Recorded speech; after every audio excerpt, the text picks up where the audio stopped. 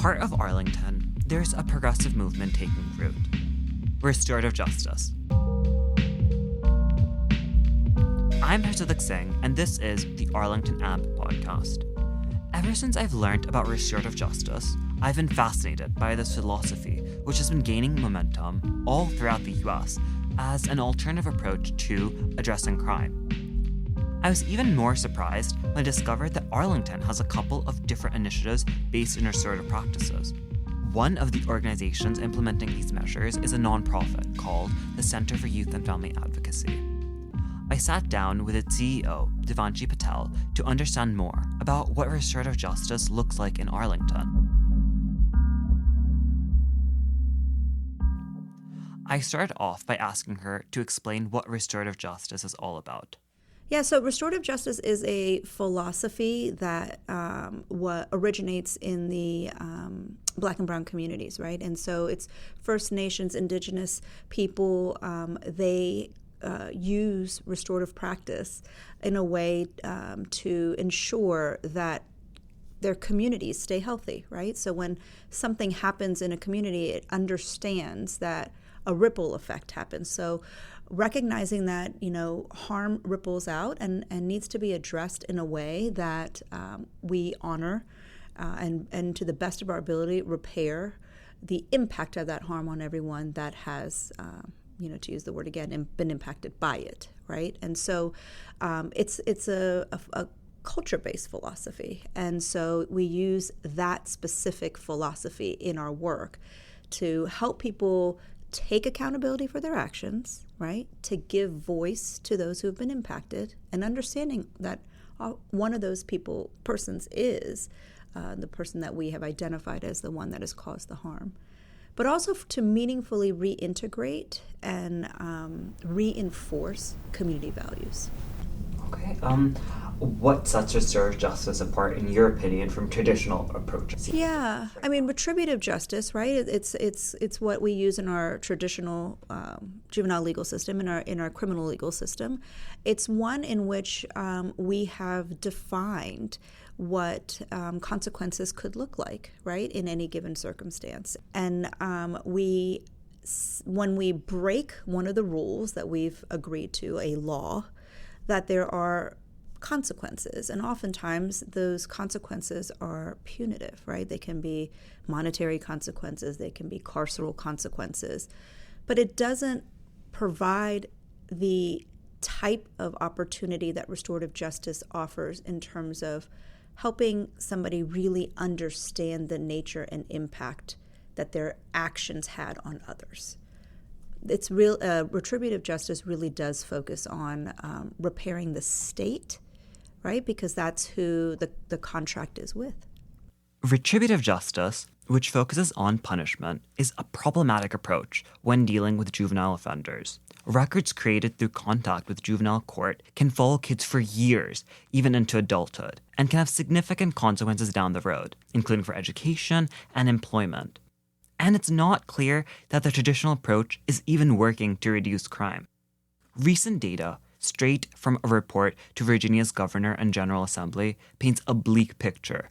In 2019, it was reported that more than 70% of young offenders were rearrested within 2 years of their release.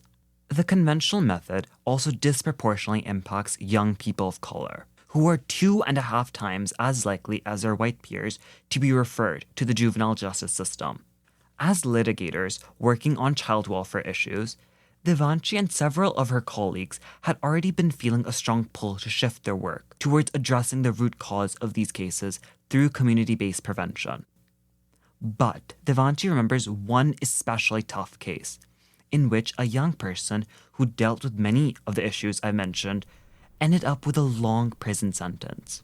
At the end of that case, after decades of experience in these systems, we believed that we needed to create something that focused on creating off-ramps for young people so that they do not become system involved.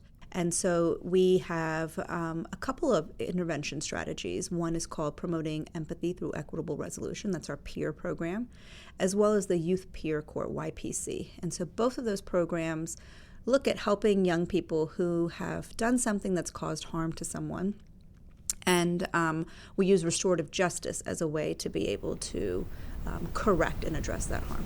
Makes sense. What are your main objectives for the Center of Youth and Family Advocacy? So, one of the things that Arlington has committed to a long time ago, and that CYFA also believes in as well, is empowering youth, right? So everything we do infuses a large youth component to it. Our programs, Peer and YPC, are youth-led programs. When people come through those programs, when they're trained as ambassadors through that program, then they are also trained in a space to be able to hold restorative conversations. They're taught about, racism, particularly anti-Black racism, so they're trained to be able to hold difficult conversations through our campaign to amplify racial equity. In all of these spaces, it's important to understand, what our history has looked like so that we can address moving forward how to rectify, how to reckon with the way that our legal system works, right? My next question is, who gets to be a facilitator, what do they do? So our peer program is our traditional restorative conferencing program. So in that space, our peer ambassadors, the ones who have been through a formal training program, and have had in-person training as well, they are allowed to co-facilitate with a trained restorative practitioner. So in that space, they will work through a restorative referral together and prepare to hold that conference together. The key ingredient of the peer program is guided facilitated dialogue that takes place between all the concerned parties, including the person harmed, the young person who caused the harm, and their parents or legal guardians. Every case is different, and the restorative plan developed by the parties is tailored to address the needs identified through the restorative process. Needs are unique, but can include things like a letter of apology, community service, or return of missing items. In cases in which the person harmed isn't available for whatever reason to participate in the restorative process, there's another option: youth peer court. In our YPC program, it's a little bit different. It's our a peer court. And so our young people who are trained in those programs are able to stand in the space of legal professionals.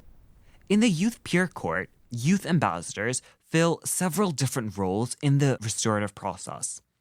One ambassador has a primary goal of helping everyone understand the nature of the harm done and what might need repairing.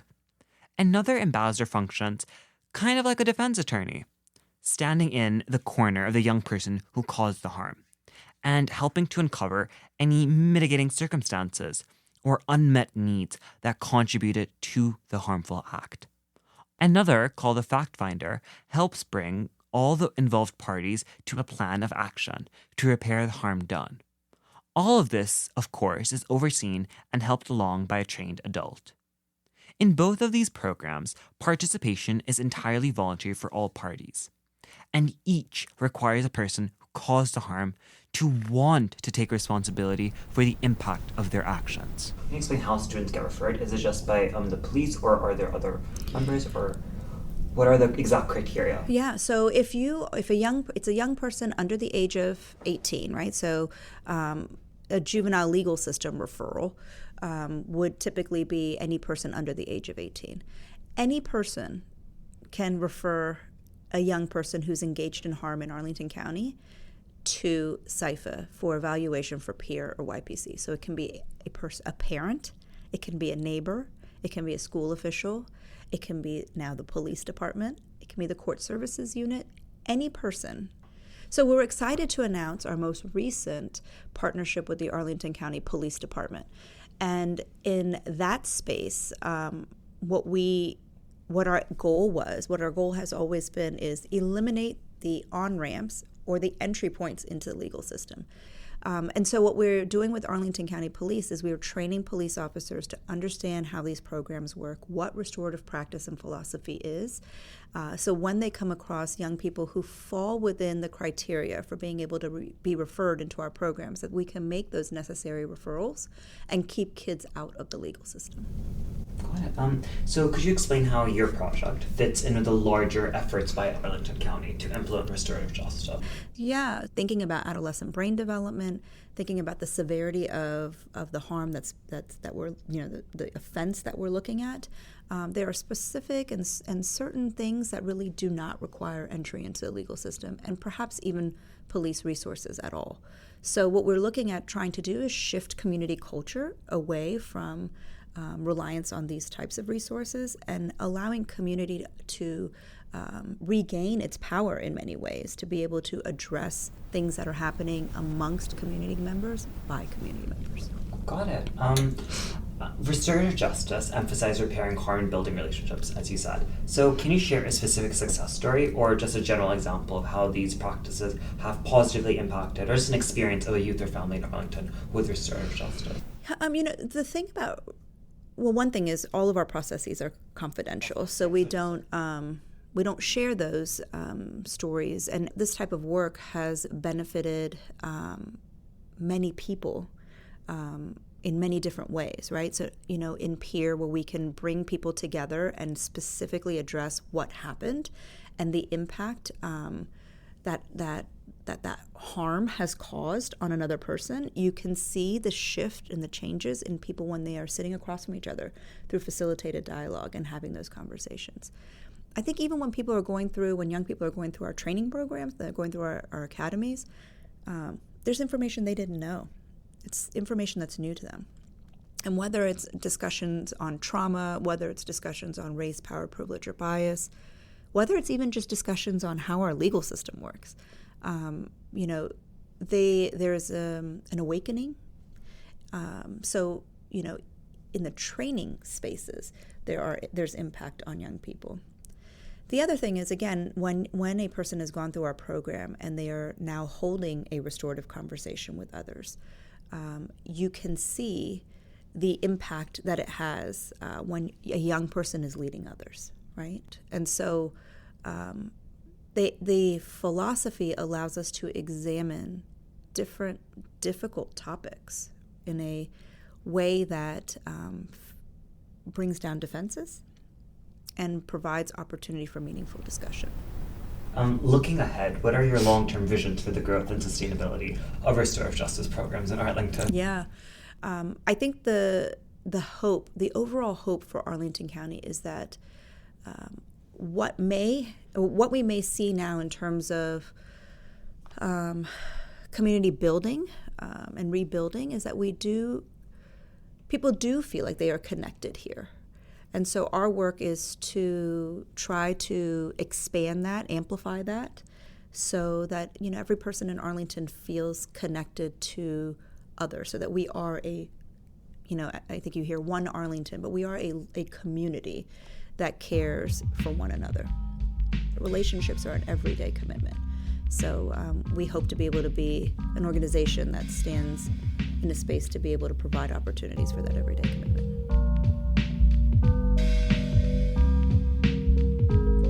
That was Devanshi Patel from the Center for Youth and Family Advocacy. You can learn more about the programs offered by CYFA on their website, cyfadvocacy.org.